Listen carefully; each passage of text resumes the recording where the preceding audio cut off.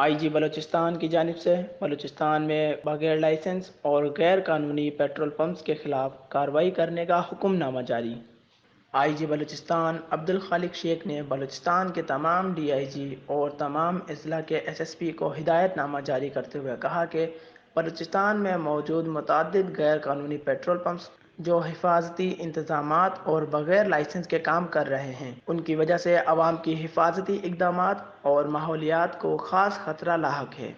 حکم نامے میں مزید لکھا ہے کہ غیر قانونی پیٹرول پمپس میں حفاظتی اقدامات پر عمل پیرا نہ ہونا، جیسے پیٹرولیم مصنوعات کی مناسب اسٹوریج اور ہینڈلنگ، آگ سے حفاظت کے ناکافی اقدامات اور سہولیات، اور ناقص ساز و سامان سے دھماکے اور آلودگی سمیت مضر واقعات پیدا ہو سکتے ہیں۔ آئی جی پولیس نے 3 دن کے اندر بلوچستان بھر میں موجود غیر قانونی پیٹرول پمپس کے خلاف کریک ڈاؤن کر کے رپورٹ طلب کر لی ہے۔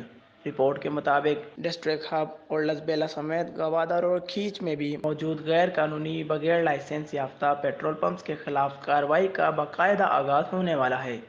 وش نیوز، کوئٹہ۔